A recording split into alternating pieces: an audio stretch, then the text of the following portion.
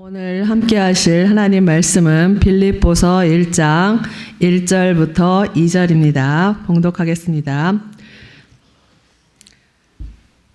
그리스도 예수의 종 바울과 디모데는 그리스도 예수 안에서 빌립보에 사는 모든 성도와 또한 감독들과 집사들에게 편지하노니 하나님 우리 아버지와 주 예수 그리스도로부터 은혜와 평강이 너희에게 있을지어다. 아멘.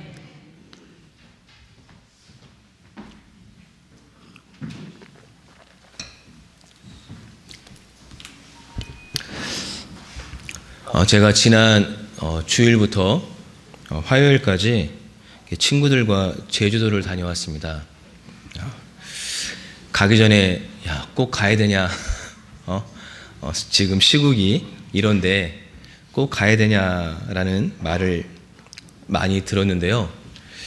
가니까는 거의 관광객이 없더라고요. 실제로 가니까. 그래서 비행기 혹시 뉴스 보셨어요? 3,000원짜리, 4,000원짜리 티켓이 있다고 하잖아요. 예. 아주 이제 사람이 없는 시간에 수요일 오전 시간이나 그러니까 주중에 거의 사람이 안 오는 시간이죠. 그 시간 표입니다. 그러니까 사람이 거의 관광객이 거의 사람이 거의 이동을 안 하는 비행기를 이용하지 않는 그 시간에 있는 티켓인데요. 아무튼 진짜 관광객이 없더라고요. 그래서 저희가 가서 이제 회를 먹으려고 관광지에 있는 식당에 횟집에 들어갔는데 한 200명 정도가 앉을 수 있는 그런 공간인데 저희 빼고 한 팀이 있더라고요. 예, 저녁 시간에 그것도 저녁 시간에. 그러니까는 이 코로나19 사태가 터진 이후로 관광객이 손님이 한 90% 정도가 줄었대요. 예, 그러니까는 관광지에 아예 발걸음이 사람들이 없어요. 그래서 저희가 얼마나 귀한 손님입니까? 그래서 대접도 잘 받고 할인도 받고 가는 곳마다 이렇게 친구들과 맛있는 것도 먹고 또 즐거운 시간을 보냈습니다. 그리고 공연장에도 갔는데 진짜 중국인이 한 명도 없어요. 예, 한국 사람만. 그래서 이럴 때 가야지 조용하게 보지. 야, 다른 때 가면은 그 사람들 얼마나 시끄러운지 알지 하면서 가서 공연을 봤는데 진짜 한국 사람만 있더라고요. 그래서 정말 조용하게 즐거운 시간을 보내고 왔습니다. 그리고 또 갔다 와서 수요일에 또 예배 드리고 목요일, 금요일 청년들과 강화도로 1박 2일로 MT를 다녀왔습니다. 그리고 토요일 저녁이 되니까 목이 이렇게 쫙 가라앉았어요. 네. 그래서 지금 목이 좀 별로 좋지 않는 상태입니다. 근데 제주도에 가서 월요일 밤에 이렇게 친구들과 목회 이야기를 나눴습니다. 제가 신학대학을 92년도 입학을 했으니까 또 저희 친구들이 어느새 이제 50에 가까운 중년이 되었어요. 그래서 빨리 개척한 친구는 20대 후반에 중반에 개척한 친구도 있고 아직도 저처럼 한 교회 부목사를 사역하고 있는 친구도 있고 그래서 그동안 이렇게 목회하면서 또 교회를 개척하고 목회하면서 겪었던 그러한 이야기를 함께 나눴습니다. 근데 여러분들 이 이야기 아시죠? 코끼리도 교회 개척 이야기를 들으면 눈물을 흘린다라는 말 들어보셨죠? 예. 예, 그러니까 정말 교회를 개척하는 것이 또 목회하는 것이 저마다의 사연이 있어요. 저마다의 사연이 있습니다. 그래서 저희가 친구들을 오랜만에 본 친구는 10년도 더 됐고 또 최근에 몇 달 전에 본 친구들도 있는데 그 이야기를 들으면서 그냥 절로 숙연해지면서 친구들의 목회 이야기를 들었습니다. 근데 빌립보 교회도 마찬가지예요. 빌립보 교회도 이렇게 개척된 세워진 사연이 있습니다. 우리 사도행전 16장에 보게 되면 빌립보 교회가 세워진 이야기가 나오죠. 바울이 이렇게 첫 번째 선교여행, 전도여행을 갔다 오고 난 다음에 예루살렘에 머물면서 이제 두 번째 전도여행을 계획을 했습니다. 그래서 이번에는 아시아 지역을 좀 다니면서 복음을 전해야겠다라는 그런 계획을 세웠어요. 그런데 어느 날 밤에 환상을 봅니다. 그러니까 마게도니아 사람 하나가 유럽에 있는 이 마게도니아에 와서 우리에게 좀 복음을 전해 주십시오라고 요청하는 환상을 봐요. 근데 그 환상을 보자마자 바울이 이거는 주님께서 보여주시는 환상이구나. 내가 그냥 아시아로 가서 복음을 전하려고 했는데 주님은 지금 내가 유럽에 가서 복음을 전하기를 원하시는구나. 그래, 유럽에 가서 복음을 전하자 하고 신라를 데리고 유럽으로 갔습니다. 그리고 그 첫걸음이 닿은 곳이 빌립보예요. 빌립보. 그래서 빌립보에서 이 도착한 바울이 이제 안식일에 기도할 장소를 찾아요. 근데 보통 유대인들이 기도하는 장소는 회당입니다. 그래서 회당에서 모여서 보통 기도를 하는데 이 빌립보에는 회당이 안 보이는 거예요. 회당을 찾아봐도 보이지 않습니다. 그래서 이거 어디 가서 기도하지? 이렇게 기도할 장소를 물색하던 중에 이 강가에 모여서 하나님께 기도하는 여인들을 만나게 돼요. 보게 됩니다. 그래서 저들이 지금 이 시간에 모여서 하나님께 기도하는 것을 보니 저들에게 가서 복음을 전해야겠다 해가지고 바울과 실라가 가서 그 여인들에게 복음을 전합니다. 그리고 그곳에서 한 여인이 예수님 복음을 받아들이고 예수님을 믿습니다. 그 여인이 자주 옷감을 파는 장사를 하던 루디아라는 여인입니다. 자, 그리고 루디아가 이제 바울과 실라를 자기 집으로 초대하고 또 바울과 실라가 가만히 있겠습니까? 그곳에서 그 루디아의 가족들에게 복음을 전했고 그녀의 가족들도 예수님을 믿고 다 침례를 받았습니다. 그리고는 이 루디아의 집에 며칠을 머물렀습니다. 자, 이것이 빌립보 교회의 출발입니다. 시작입니다. 자, 근데 여기서 끝이 아니죠. 그 이후에 또 하나의 사건이 소개됩니다. 이 빌립보에 귀신 들린 소녀가 있었어요. 근데 지금 강한 귀신이 들렸었나 봐요. 그래서 그 소녀가 점을 칩니다. 점을 치고 돈은 누가 받아요? 그 소녀의 주인이 챙기는 그러한 귀신 들린 소녀가 있었어요. 근데 이 소녀가 바울과 실라를 계속 따라다니면서 이 사람들은 지극히 높은 하나님의 종으로서 구원의 길을 우리에게 전하는 자입니다 하면서 계속 소리치는 거예요. 그러니까 이 소리를 계속 듣던 이 바울이 이 귀신 들린 소녀를 돈벌이로 이용하는 것이 불편했고 저 소녀를 궁히 여기는 마음이 생겨서 그 귀신을 책망하고 쫓아내버렸습니다. 자, 그러자 그 소녀의 주인이 가만히 안 있겠죠. 자기 돈벌이가 완전히 끊겨버렸잖아요. 그래서 이제 바울과 실라를 고소하고 감옥에 갇히게 됩니다. 근데 그날 밤 어떠한 일이 일어났는지 알고 계시죠? 지진이 일어나더니 죄수를 묶고 있던 사슬이 저절로 풀립니다. 그럼 죄수들이 어떻게 하겠어요? 도망쳐야죠. 자, 감옥 문도 열리고 자기들을 묶고 있던 사슬이 풀렸으니까 지금밖에 없잖아요. 기회가요. 도망쳐야죠. 그래서 다 이제 도망쳤어요. 그러자 이제 간수가 큰일 났다. 이거 죄수들 다 도망쳤구나. 나 이제 이래저래 죽은 목숨인데 그냥 죽어버리자 하면서 이 칼을 뽑아 자살을 하려고 딱 할 때 바울이 죽지 마십시오. 우리가 여기 있습니다 하면서 소리를 쳤어요.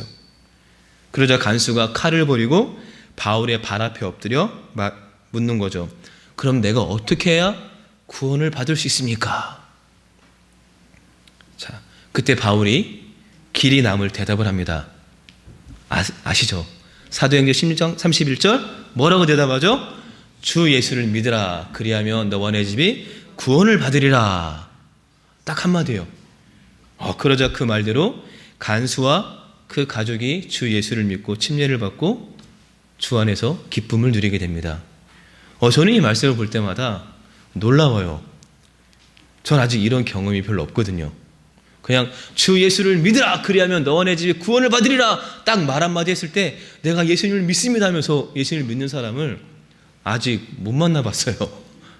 여러분 만나보셨어요? 10년, 20년 주 예수를 믿으라. 그리하면 너와 내 집이 구원을 얻으리라 라는 그 메시지를 10년, 20년 들어도 예수님을 안 믿는 사람을 본 적은 있는데 그런 사람은 본 적이 있는데 이 한마디 듣고 예수님을 믿고 그 온 집안이 예수님을 믿고 침례를 받는 모습은 아직 본 적이 없습니다. 이게 저와 친구들의 고민이었어요. 그래서 바울이 말하나 봐요. 구원은 전적으로 하나님의 은혜예요. 그러니까 여러분이 주 예수를 믿으라. 그리하면 너와 내 집이 구원을 받는다라는 이 메시지를 듣고 예수님을 믿고 이렇게 예배드리는 것이 정말 전적으로 하나님의 은혜예요. 하나님 우리에게 주신 선물입니다. 그래서 누구한테도 자랑할 수가 없는 거예요. 자, 그러면서 바울이 이 구원의 은혜를 빌립보에서 경험하면서 함께 루디아의 가족과 또 그 간수의 가족과 교회를 이루어가고 있을 때 그 빌립보 지역의 관리들이 바울과 실라에게 이 지역을 떠나달라고 청을 합니다. 계속해서 바울과 실라 때문에 이 빌립보 지역에 문제가 생기니까 소요 사태가 일어나니까 그들에게 이 지역을 떠나달라고 부탁을 하고 이 바울과 실라가 그 부탁대로 빌립보를 떠나 데살로니가로 갑니다. 그렇게 10년이 지났어요. 10년이 지나서 이 바울이 주 예수의 몸이 되어 로마의 감옥에 갇혀 있을 때 빌립보 교회에 쓴 편지가 빌립보서입니다. 자, 그러니까는 그 편지 안에 어떠한 내용이 담겨 있을까요? 자, 당연히 빌립보 교회를 향한 바울의 간절한 소망과 부탁, 권면이 담겨 있어요. 특별히 이 바울이 빌립보 교회를 향한 바울의 간절한 소망은 그 형제 자매들이 복음의 능력으로 어려운 환경을 극복하고 다 함께 기쁘게 사는 것이었습니다. 그래서 그들이 주 예수 그리스도 안에서 기쁨의 삶을 살아가는 것이 빌립보 교회를 향한 바울의 간절한 소망이었어요. 근데 우리가 예수 그리스도 안에서 기쁘게 살려면 그리스도인의 정체성, 그리스도인은 누구인가 하는 그 정체성을 알아야 합니다. 여러분, 정체성은 관계성을 규명하죠. 자, 예를 들어 저는 아내 앞에서는 남편입니다. 자, 그리고 저의 부모님 앞에서는 아직 어리광을 부리는 자녀입니다. 그리고 저의 자녀 앞에서는 부모입니다. 그리고 여러분 앞에서는 형제이자 목사입니다. 자, 이게 저의 정체성이죠. 그리고 이것이 여러분과 저의 관계성을 맺어나가는, 관계를 맺어나가는 기초가 되는 겁니다. 자, 그렇다면 주님 앞에서 그리스도인은 누구일까요? 라는 거예요. 자, 주님 앞에서 그리스도인의 정체성은 무엇일까라는 겁니다. 바울은 오늘 빌립보서를 시작하면서 그 정체성 3가지를 가르쳐 줍니다. 첫 번째 뭐냐? 종이에요. 종. 누구의 종일까요? 그리스도 예수의 종이라는 겁니다. 이것이 우리의 첫 번째 정체성이 되어야 합니다. 자, 여러분, 종이라는 말 들으면 기분이 좋으세요? 별로 안 좋죠. 자, 근데 바울은 누구를 만나든지 자신이 그리스도 예수의 종이라고 소개를 합니다. 여러분, 누구 만날 때 이렇게 소개하세요? 안녕하세요, 저는 예수 그리스도의 종 정명숙입니다 라고 소개하십니까? 예. 안녕하세요, 저는 예수 그리스도의 종 이수연입니다 라고 소개하세요? 보통 그렇게 안 하죠.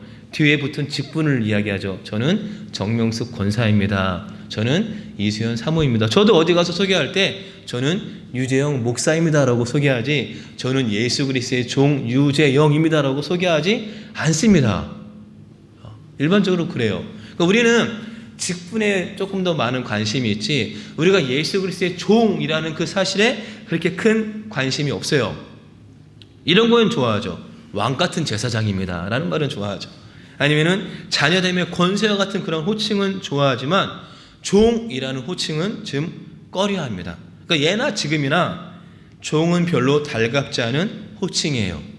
그럼에도 불구하고 바울이 자신을 그리스도 예수의 종이라고 불리기를 원했고 그렇게 소개했다라는 거예요. 여기에는 이유가 있습니다. 자, 왜 바울은 자신을 그리스도 예수의 종이라고 소개했을까라는 거예요. 가장 큰 이유는 그가 부활하신 예수를 만났기 때문입니다. 자, 여러분, 우리가 알고 있듯이 바울은 바리새인이었습니다. 자, 여러분, 바리새인은 크게 두 파로 나눌 수 있어요. 하나는 힐렐 학파고 하나는 샴마이 학파입니다. 근데 이 두 학파가 조금 노선이 달라요. 이 힐렐 학파는요, 현실을 좀 수용하는 입장이에요. 그래서 그 당시 이 로마가 이스라엘을 지배했잖아요. 그럴 때 유대인들이 평화롭게 율법을 연구하고 그것을 실천할 수 있는 상황만 된다면 우리가 굳이 로마의 지배를 받아도 불편하지 않으니까 괜찮아 하는 입장이었습니다. 반대로 샴마의 학파는 과격했어요.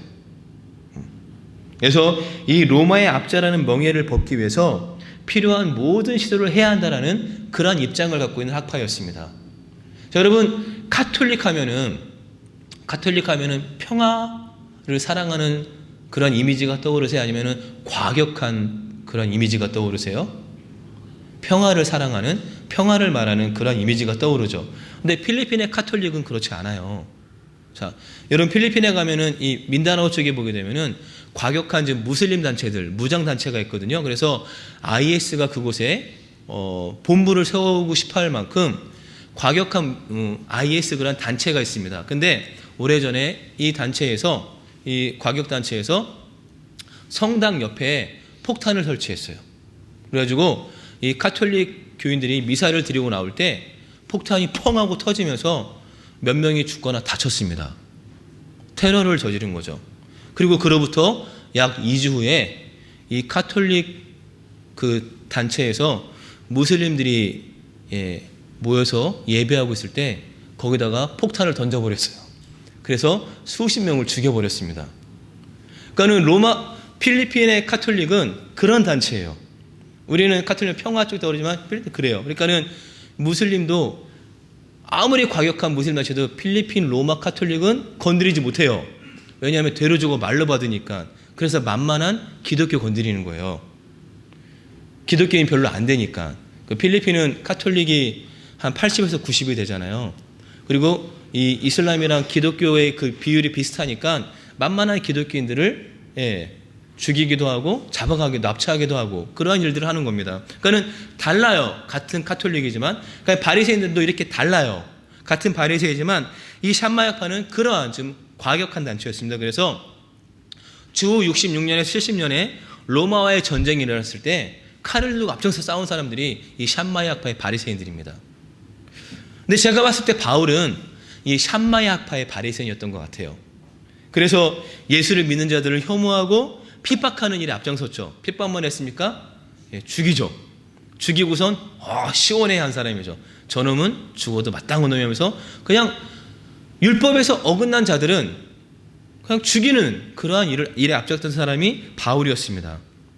근데 그가 부활하신 예수님을 만나고 그의 모든 것이 완전히 바뀌어요.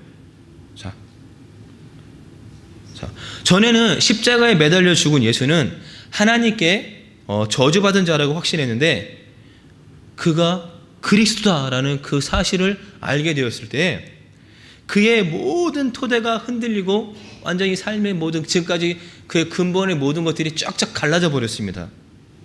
그래서 부활하신 예수를 만나고 나니까 하나님의 영광의 빛을 보게 되었고 그러면서 자기가 행한 모든 죄악들이 낱낱이 드러났어요. 그래서 이 세상 어디에도 자기를 지탱해 줄 것이 하나도 없다는 뼈아픈 진실을 알게 되었습니다. 그러면서 이 하나님의 영광의 빛 앞에서 맥없이 땅바닥에 고꾸라져 버렸죠. 그리고 이 사건 이후로 바울은 자기를 보는 눈과 세상을 보는 눈이 달라졌습니다. 그래서 유대인을 보는 눈이 달라졌고 이방인을 보는 눈이 달라졌어요. 남자를 보는 눈이 달라졌고 여자를 보는 눈이 달라졌습니다. 그리고 가진 자와 가지지 못한 자를 보는 눈이 달라졌어요. 그러면서 한 가지 사실을 알게 됩니다. 유대인이나 이방인이나 모두 다 죄의 종이구나. 죄의 아래에 있구나 라는 사실을 알게 돼요. 그러면서 말하는 거죠. 율법으로는 죄를 의식할 뿐입니다. 그러나 이제는 율법과는 상관없이 하나님의 의가 나타났습니다. 하나님의 의는 예수 그리스도를 믿는 믿음을 통하여 오는 것인데 모든 사람에게 미칩니다. 거기에는 아무 차별이 없습니다 라고 로마서에서 고백하는 거예요. 그런데 이 하나님의 의가 모든 사람에게 있는데 그것이 누구를 통해서 가능했다고요? 예수 그리스도를 통해서 하나님의 의가 모든 사람에게 미치게 되었고 거기에는 아무런 차별이 없게 되었고 이제는 나는 그 하나님의 의를 이 땅에 보내신 예수 그리스도의 종의 삶을 살아가는 자가 되었습니다라는 사실을 깨달았기 때문에 만나는 사람들에게 나는 예수 그리스도의 종 바울입니다라고 고백을 하는 겁니다. 자, 그는 부활하신 예수, 하나님의 영광의 빛을 본 바울. 그래서 그는 그리스도 예수의 종이라는 사실에 감사했습니다. 여러분, 우리가 그리스도 예수의 종이라는 것을 인정하지 않으면 이 복음을 정확하게 이해하기가 어렵습니다. 여러분, 구속이라는 단어 들어보셨죠? 구속. 뭐 뉴스에 자주 나오는 구속 말고요. 하나님이 우리를 구속하셨습니다라는 그 말 아시죠? 구속하셨다. 이게 어떠한 의미냐? 여러분, 당시 노예 시장이 있었죠. 그래서 노예 시장에 가면은 돈을 주고 노예를 사옵니다. 근데 그 노예 중에 자신의 친척에게 돈을 빌려서 그 빌린 돈을 갚지 못해서 노예가 되는 경우가 있었어요. 자, 그러면은 이때 친척 중 하나가 돈을 지불하고 그 사람을 노예로 삽니다. 그런 후에 뭐 하느냐? 자유인으로 해방시켜 주는 거예요. 그게 구속이에요. 하나님이 우리를 구속하셨습니다 라고 말할 때 이 구속은 하나님께서 우리를 죄로부터 자유롭게 하셨다는 겁니다. 그래서 이제 우리는 더 이상 죄의 종이 아니라 죄로부터는 자유자가 되었지만 누구의 종이 되었느냐? 예수 그리스도의 종이 되었다는 거예요. 자, 이 개념을 한번 말씀을 통해서 명확하게 한번 보도록 하겠습니다. 우리 고린도전서 7장 22절과 23절입니다. 우리 화면에 제가 준비해놨는데 한번 보겠습니다. 한번 같이 읽겠습니다. 주 안에서 부르심을 받은 자는 종이라도 주께 속한 자유인이요 또 그와 같이 자유인으로 있을 때 부르심을 받은 자는 그리스도의 종이니라. 너희는 값으로 사신 것이니 사람들의 종이 되지 말라. 같은 말이죠. 자, 그러니까 이제 우리가 자유인이 되었지만 여전히 우리는 예수 그리스도의 종이라는 겁니다. 그래서 갈라디아서 1장 10절에서 이렇게 말하죠. 함께 읽습니다. 이제 내가 사람들에게 좋게 하랴 하나님께 좋게 하랴 사람들에게 기쁨을 구하랴. 내가 지금까지 사람들의 기쁨을 구하였다면 그리스도의 종이 아니니라. 이제 그리스도의 종은 누구의 기쁨을 위해서 살아가는 거예요? 하나님의 기쁨을 위해서 살아가는 사람들입니다. 그래서 이것이 바울이 빌립보에게 간절히 원하는 것이었습니다. 그러니까 이렇듯 주님과의 관계에 있어서 우리의 정체성은 종이라는 사실을 기억해야 합니다. 자, 다음에 우리가 기억해야 할 두 번째 정체성이 있습니다. 예수 안에 있는 사람이라는 거예요. 예수 안에 있는 사람. 자, 우리 조금 1절을 보게 되면 그리스도 예수의 종 바울과 디모데는 그리스도 예수 안에서라고 말하죠. 그러니까 우리는 이제 그리스도 예수 안에 있는 사람이라는 겁니다. 자, 이 말은 요한복음 15장 말씀을 생각나게 합니다. 자, 예수님께서 제자들에게 사람이 내 안에 거하지 아니하면 가지처럼 밖에 버려져 마르나니 사람들이 그것을 모아다가 불에 던져 사르느니라. 너희가 내 안에 거하고 내 말이 너희 안에 거하면 무엇이든지 원하는 대로 구하라. 그리하면 이루리라 라고 말씀하셨습니다.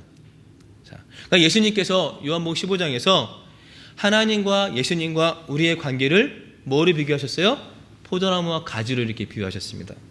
자, 그래서 예수님은 참 포도나무고 하나님은 농부고 우리는 가지예요. 그러면서 예수님은 가지가 포도나무에 붙어있는 모습을 너희가 내 안에 있다라고 말씀하셨습니다. 그러니까 예수 안에 있다라는 말은요, 예수라는 나무에 붙어서 연합되어진 관계라고 생각하시면 됩니다. 자, 그러면 우리가 예수 안에 있다는 것은 어떻게 알 수 있을까요? 여러분이 지금 예수님 안에 있다는 것을 무엇으로 보여줄 수 있겠습니까? 무엇을 보여줄 수 있을까요? 열매를 통해서 보여줄 수 있습니다. 열매를 통해서 보여줄 수 있어요. 자, 우리 한번 마태복음 7장 15절부터 20절 말씀 한번 보도록 하겠습니다. 20절 말씀 함께 읽습니다. 거짓 선지자들을 삼거나 양의 옷을 입고 너희에게 나오나 속에는 노략질하는 이일이라. 그들의 열매로 그들을 알지니 가시나무에서 포도를 또는 엉겅퀴에서 무화과를 따겠느냐. 이와 같이 못된 나무가 나쁜 열매를 맺나니 좋은 나무가 나쁜 열매를 맺을 수 없고 못된 나무가 아름다운 열매를 맺을 수 없느니라. 아름다운 열매를 맺지 아니하는 나무마다 찍혀 불에 던져지느니라. 이러므로 그들의 열매로 그들을 알리라. 그러니까 우리가 맺는 열매로 우리가 예수 그리스도 안에 거하고 있다는 사실을 알 수 있어요. 그러니까 참된 선지자와 거짓 선지자를 구분할 수 있는 근거가 열매입니다. 자, 그럼 그 열매는 뭘까요? 자, 우리 갈라디 생각하지 말고 예수님은 항상 질문을 하면은 그 질문에 대한 답을 주세요. 답을 주세요. 21절 보겠습니다. 21절 함께 읽습니다.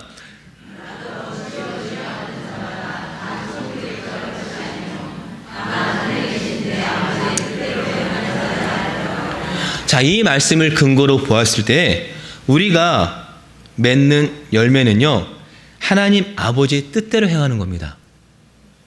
그러니까 우리가 하나님 아버지의 뜻대로 행하면서 살아가는 것이 우리가 맺는 열매예요. 그러니까 우리가 예수님이라는 나무에 붙어있는 가지라면 하나님 아버지의 뜻을 행할 수밖에 없다라는 겁니다. 자, 그 모습이 물론 때로는 부족하고 연약하죠. 그러나 그 근본 마음이 하나님 아버지의 뜻을 따르려는 부단한 노력과 열심을 동반하고 있다면 문제가 되지 않는 거예요. 우리들이 이 사실을 한번 기억하셔야 됩니다. 내가 예수 안에 거하고 있는 자이다. 그리고 나는 이제 하나님 아버지의 뜻을 행하면서 열매를 맺으며 살아가는 사람이다라는 그러한 정체성을 기억하셔야 됩니다. 이것이 그리스도인의 두 번째 정체성입니다. 자, 세 번째 정체성은 성도입니다. 성도. 여러분, 성도는 거룩한 무리라는 뜻이죠. 여러분, 거룩은 구별되었다는 의미입니다. 자, 우리는 그러니까는 구별된 거룩한 무리예요. 그게 바로 성도입니다. 그는 그리스도 예수를 섬기고 예배하기 위해 부름을 받은 구별된 거룩한 무리가 바로 성도라는 거예요. 그런데 이 성도의 정체성은 무엇을 통해서 증명되느냐? 성도가 교통할 때 그 정체성이 증명된다는 겁니다. 여러분, 사도신경 외울 줄 아세요? 제가 어느 날 사도신경을 한번 외워보려고 했는데 기억이 잘 안 나더라고요. 너무 오래됐어요. 안 외워본 지가. 어떤 때는 주기도문도 잘 기억이 안 나요. 안 외워본 지가 너무 오래됐어요. 근데 사도신경은 정말 잘 기억이 안 나더라고요. 근데 사도신경지 하나 딱 사도신경 우리가 기억을 더듬면서 이렇게 외워보다 보면은 성도가 뭐 하는 것과 서로 교통하는 거. 그러니까 성도는요, 교통하는 관계예요. 교통하는 존재입니다. 교통한다는 게 뭘까요? 무엇을 보고선 저들이 교통하고 있구나라는 것을 알게 될까요? 자, 사도행전 2장에 나오는 예루살렘 교회의 모습을 보게 되면 실제적인 교통의 모습을 알게 됩니다. 거기 여러 가지 모습이 나오죠. 그 중에 보게 되면 그들은 다 함께 모여서 물건을 공동으로 소유했습니다. 통용했습니다.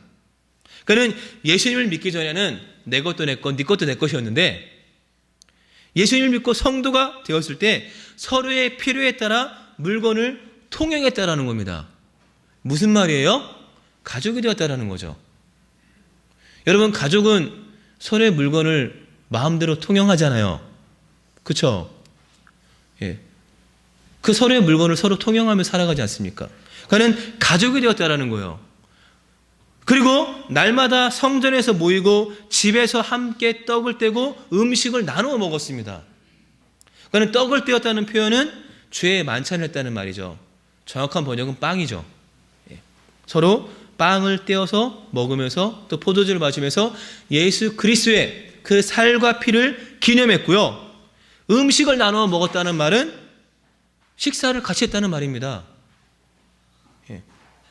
그는 대단한 음식이 아니어도 함께 먹으면서 그 속에서 성도 간의 교통이 이루어졌다는 거예요.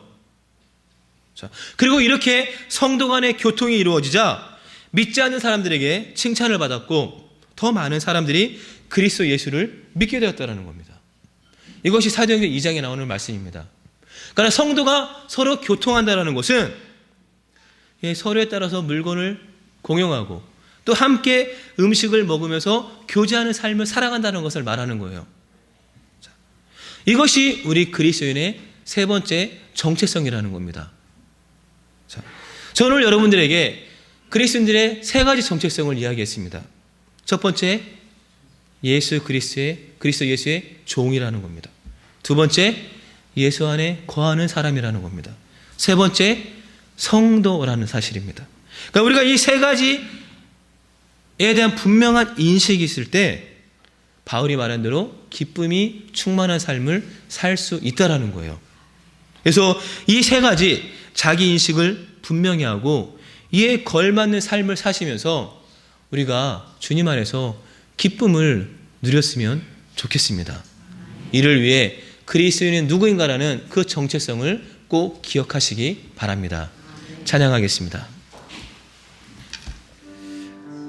우리 이 시간 우리의 정체성을 기억하면서 주님 앞에 함께 기도하기를 원합니다. 부활하신 예수님을 만난 바울은 그의 모든 정체성이 바뀌었습니다.